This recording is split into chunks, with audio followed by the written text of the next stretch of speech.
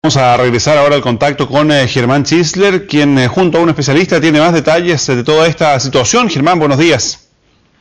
¿Cómo están? Muy buenos días. Una falla geológica, se lo vamos a preguntar acá al doctor y profesor de geología del Departamento de Física y Matemáticas de la Universidad de Chile, César Arriagada. Una falla, decía yo, que mide de longitud 5 kilómetros y que en algunos casos tiene una profundidad de hasta 1 metro. No deja de ser esta grieta. César, ¿cómo te va? Buenos días. Hola, ¿es una grieta, una falla o derechamente una falla geológica lo que se puede ver en Isla de Maipo? Bueno, como ya hay desplazamiento, de roca o suelo, mejor dicho, es una falla propiamente tal. Lo que hay que saber bien ahora es su origen, si es que está asociado a algo más profundo o son cosas solamente locales, pero desde un punto de vista conceptual es una falla sí o sí. ¿Y esto es normal que se produzca una vez que ocurra un terremoto tan fuerte como el que sufrimos hace un mes? Yo creo que normalmente estamos acostumbrados a que ocurran grietas o fracturas donde se abre un poco la tierra, pero darse cuenta que hubo desplazamiento es algo que no estábamos muy acostumbrados porque en realidad tampoco conocemos mucho, pero en otros países es algo muy habitual. Ahora es probable que como este terremoto fue de una magnitud tan fuerte, haya desplazado en algunos sectores fallas antiguas, tal vez estas se reactivaron un poco, producto del golpe mayor del terremoto, y hubo un pequeño desplazamiento. Aparentemente en el año 85 ocurrió algo similar. ¿Y reviste algún peligro para la gente que habita cerca de esta falla, seguir viviendo en esas condiciones? Bueno, esta falla ya rompió las casas, cierto, que están cercanas por donde atravesó, y lo que habría que ver en el fondo es cuánto es su largo regionalmente, si es que tiene 5, 10, 15 kilómetros, algo que hay que estudiar y ver si solamente se reactiva en grandes terremotos o tuviera una componente o una pequeña energía que permitiera un desplazamiento sin necesidad de grandes terremotos. Es algo que estamos estudiando. Pero esta gente que tiene sus casas con grietas, con el cemento de sus viviendas fracturado, ¿puede seguir viviendo en esa zona? Yo creo que sería irresponsable decir de que tienen que estar tranquilos, ¿cierto? Efectivamente, en algunos lugares tiene un desplazamiento en la vertical de casi 1 metro o más, incluso hay que medirlo bien. Y si hubiera una réplica fuerte, lo más probable es que siga rompiendo la casa que ya está dañada. Entonces puede ser un poco, por seguridad, tal vez mejor estar atento. Ahora, ¿de qué manera ustedes están estudiando esta grieta, falla, ya como tú nos dices? ¿Cómo se estudia? ¿Ya está claro que es de 5 kilómetros o podría ser más grande? Bueno, aquí hay que ser cuidadoso mucho de lo que dice la gente, hay que observar más, piensa que hemos estado después del terremoto en muchos lugares de Chile midiendo todo esto. Y en las zonas que hemos estudiado en detalle, hemos hecho mapeo geológico, modelos numéricos de terreno con GPS diferenciales, estudios detallados del desplazamiento, para entender qué tipo de falla es, primero. Después lo que nos queda hacer es ver cuál es su real envergadura. Mucha gente dice que viene desde Milipilla, no sé, pero hay que ver con calma, hay que ser cuidadosos. Hay gente también que dice que una vez que se abrió la tierra, salió olor a azufre. ¿Qué hay de cierto con eso? No sé, en realidad, todo esto del azufre no tiene por qué estar ahí, entonces tal vez el polvo que sale, cierto, puede haber un olor extraño, pero no necesariamente tiene que ser un azufre que está saliendo. Mónica Pérez tiene una pregunta para ti. Sí, yo sé que ellos están todavía en los estudios preliminares, pero a simple vista uno le da miedo pensar de que esto pudiera abrirse aún más, ¿no es cierto? ¿Qué profundidad podría tener esta grieta o esta falla? ¿Qué profundidad podría tener esta falla?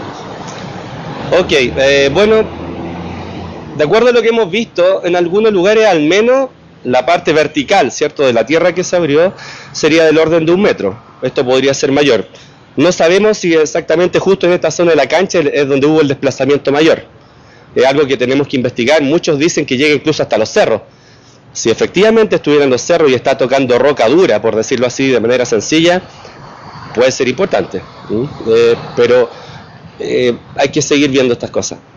César, ahora, pero ¿por qué se produce esta falla en Isla de Maipo y no en otra zona? ¿Es que el terreno ahí es más blando, hay más roca? ¿Cuál es la razón del nacimiento de esta falla? Es una buena pregunta. Mira, cuando uno hace un recorrido a lo largo de toda la zona de daño del terremoto, lo que podemos ver es que hay muchos lugares donde ocurrieron efectivamente fracturas, grietas o fallas que rompieron casas, que las partieron por la mitad.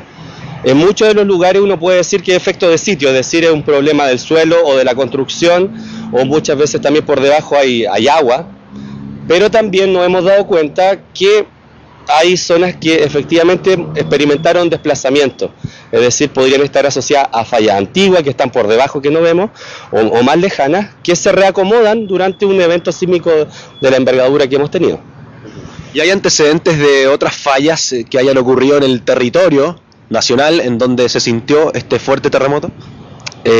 Mira, nosotros ahora tenemos un estudio casi completo para enviar a una revista internacional científica desde la localidad de San Antonio hasta casi Loca, ¿ok?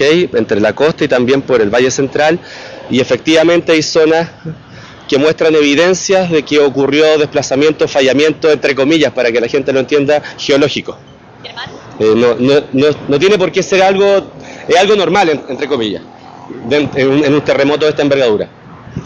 Germanito, tomando en consideración esto que él habla como algo normal, ¿debería tomarse ahora estudios geológicos también a la hora de construir viviendas en Chile?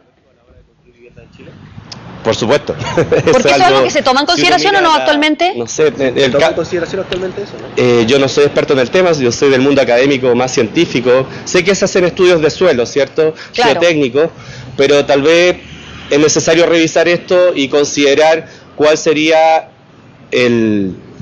la importancia, ¿cierto?, de posibles fallas o estructuras geológicas que estén en subsuperficie. También se lo pregunto, Germán, hacer unos estudios que consideren esto. Al momento no sé exactamente si esto se realiza de manera habitual. También, Germán, de puntualizarle, porque el dueño del edificio que colapsó en Concepción, el Alto Río, dice que cree que cayó el edificio por una falla geológica. ¿Qué opina él al respecto? ¿Podría haber una falla geológica allá? ¿Qué opinas? Bueno, yo no conozco en detalle la zona de Concepción, no he tenido la oportunidad de estar, hemos trabajado más al norte, pero al menos desde un punto de vista científico es una hipótesis que habría que considerar. Esta falla no necesariamente tiene que ser algo que se ve una raya continua, se transfieren, aparece acá, después aparece en otro lado, entonces que digan que no se ve a los lados no significa que no haya una falla. Es una hipótesis que no se puede descartar y hay que hacer estudios serios que lo demuestren. Eso es lo que uno debería hacer. Finalmente, para la gente de allá de Isla de Maipo, ¿qué hacer cuando hay réplicas? ¿No acercarse a esta falla o ya no podría seguir agrandándose? Yo he dicho ya que ellos deberían tomar esto como una gran oportunidad. Por ejemplo, la cancha se puede construir donde sea, después la pueden correr, pero es una oportunidad maravillosa para que la gente aprenda. Hay una escuela que está al frente de esta cancha donde los niños podrían ir a estudiar qué es lo que significa una falla. Si es que fuera una falla activa, es la oportunidad que nosotros como chilenos aprendamos y tratar, incluso si ustedes quieren, de hacer hasta un museo donde se muestren bien estas cosas y no tenerles pánico, sino saber vivir con ellas. Muy bien. César Arriagada, geólogo de la Universidad de Chile, viene llegando muy tarde, llegó durante la noche, luego de estar todo el día de ayer trabajando allá en el sector de Nantagua, en Isla de Maipo, con esta insólita, llama la atención profundamente esta grieta que se formó en esa zona de la región metropolitana. Germán, rápidamente, lo único que no me queda claro entonces es que hay que cambiar las casas de la gente que vive ahí, o sea, no pueden seguir viviendo en ese lugar. Tienen que irse de ese lado. Claro, tienen que irse de ese sector, la gente, ¿no? O sea, ¿puede seguir viviendo la gente? Si uno mira esta traza, así es que independiente del origen, ya es una cosa que se rompió, que se podría volver a mover. Habría que, tal vez hay gente que se le cayó la casa, en definitiva, sería, tal vez, no es lo más inteligente construir la casa de nuevo ahí. Yo me cambiaría. Muy bien, yo me cambiaría. Las palabras finales de César Arriagada, recomendaciones para la gente del sector de Isla de Maipo. Muy bien, gracias Germán, a César también por acompañarnos esta mañana. Buenos días. Que esté muy bien.